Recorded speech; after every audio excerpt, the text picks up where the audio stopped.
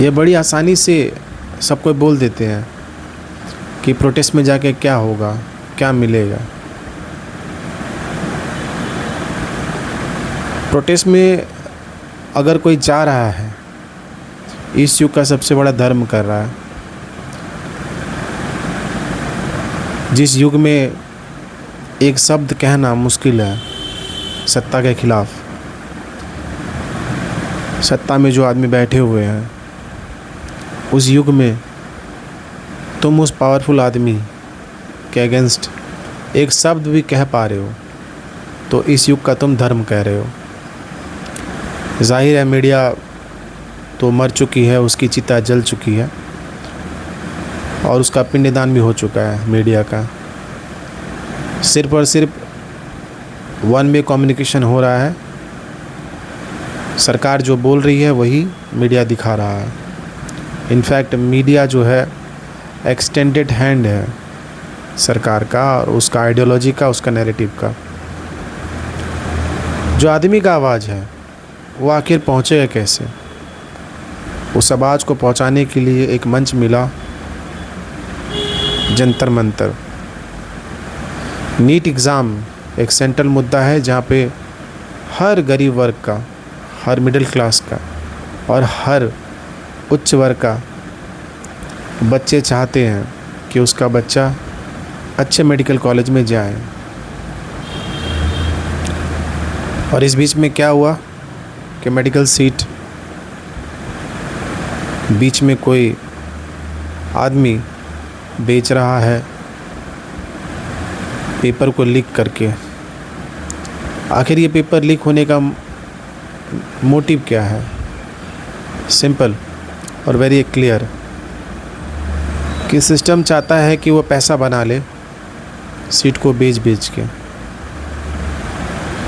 और जो सही डॉक्टर्स है वो समाज को ना मिले, और समाज ऐसे भी अनहेल्दी है और कल जाके और समाज में ये जो ख़राब डॉक्टर, अनएजुकेटेड डॉक्टर है ना, चोर के डॉक्टर आएंगे, मेरिट वाले डॉक्टर्स तो नहीं आएंगे। जिस तरह से पॉलिटिक्स में क्रिमिनल्स लोग जाके बड़े बड़े अहदे में पहुंच गया है, उसी तरह से डॉक्टर में भी पैसे देके है ना अनएजुकेटेड विदाउट मेरिटियस आदमी लोग पहुंच जाएगा। और ये सिलसिला हर चीज़ में हो रहा है। तो एक प्लेटफॉर्म है जहाँ पे आवाज़ आदमी बुलंद कर पा रहा, वहाँ जाके जिस सरकार के अगेंस्ट आदमी एक शब्द नहीं कह पा रहा, वो आवाज़ को बुलंद करने का वो मंच मिला है जंतर मंतर और नीट प्रोटेस्ट। धर्मेंद्र प्रधान का इस्तीफ़ा ये कोई बड़ी बात नहीं है। इनफैक्ट पूरा सिस्टम अपने आप में करप्ट और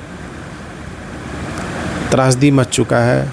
एक होप है एक तरह से, अगर देखोगे प्रोटेस्ट के थ्रू ही तो हम लोग को आज़ादी मिला था, और उसी प्रोटेस्ट को आदमी दमन करने के लिए तरह तरह के हथकंडे अपनाए जा रहे हैं। चाहे दिल्ली पुलिस ने जिस तरह से लाठी के ऊपर में कांटी लगा के बच्चों को मारा है, सर के ऊपर मार रहा है, सर फोड़ रहा है। सर के ऊपर मारना तो जाहिर है कि अटेम्प्ट टू मर्डर का केस आता है उसमें। और अब बताओ किस तरह से ये घटनाक्रम को किया जा रहा है, कितने इनोसेंट बच्चों को मारा जा रहा है। उनका सीधा कहना था कि एजुकेशन ही एक वैसा टूल है जिससे ये करप्ट सिस्टम को ठीक किया जा सकता है, और वो चाहते हैं कि इस करप्ट सिस्टम कभी भी ठीक ना हो। 21st सेंचुरी में सबसे बड़ा अगर कोई धर्म कर रहा है तो शिक्षा है। इसी शिक्षा से आर्टिकल 50 में जितनी भी कुरीतियाँ हैं वो सब ख़त्म होंगे, चाहे वो धर्म को लेके हो, चाहे वो क्षेत्र को लेके हो, चाहे वो जेंडर को लेके हो। ये सारी चीज़ ख़त्म हो जाएंगे अगर एजुकेशन को हम लोग ठीक करेंगे।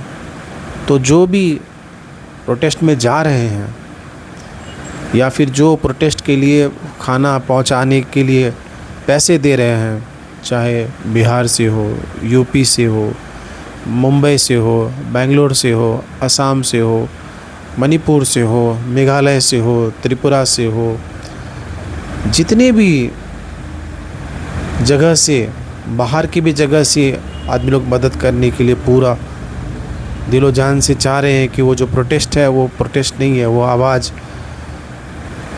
बुलंद करने के लिए एक जरिया है, जहाँ पे बच्चे लाठी खा खा के कह रहे हैं। ये बड़ी बात है। इस युग में एक शब्द कहना हुक्मरान के अगेंस्ट मुश्किल है, वहाँ पे आदमी कह पा रहा है, ये बड़ी बात है। डेमोक्रेसी में तो आदमी को बोलने का हक छीन लिया गया है, कुछ नहीं कह सकते हैं। और बिना स्क्रिप्ट का तो प्रधानमंत्री तो भाषण ही नहीं दे रहे हैं, सारा स्क्रिप्टेड दे रहे हैं, और 1-to-1 मीडिया का ट्रायल भी नहीं ले रहा है। ये किस तरह का डेमोक्रेसी की बात हम लोग कर रहे हैं?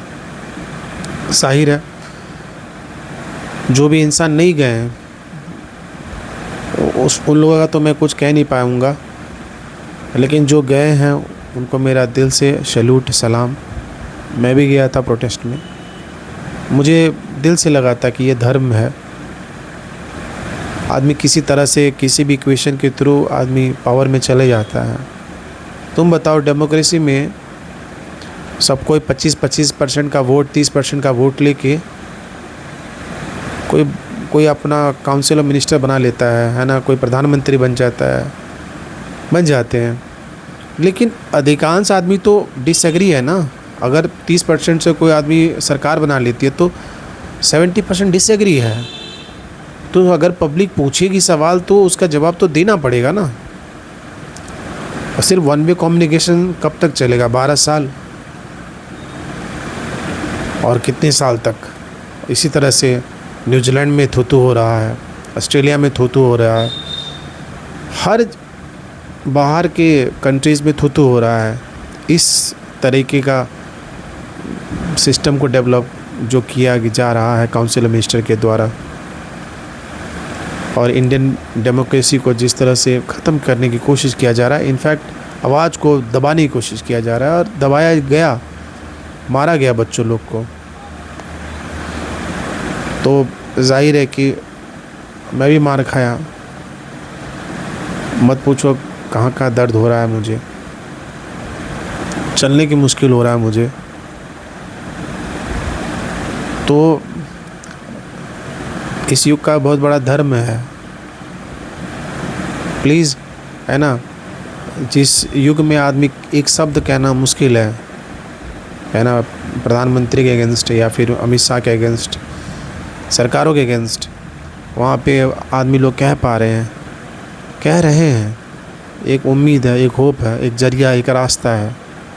मैं फिर से बोल रहा हूँ, एक उम्मीद है, एक जरिया, एक रास्ता है, एक होप है।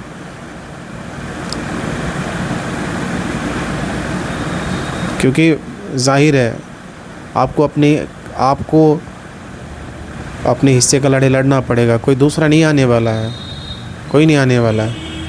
आप जाओ अपना, अगर जा सकते हो अपना मौजूदगी को जाओ, be present at the place, अपनी प्रेजेंस को दिखाओ जंतर मंतर पे अगर पॉसिबल है। नहीं तो जिस तरह से आप मदद कर पाओ करो।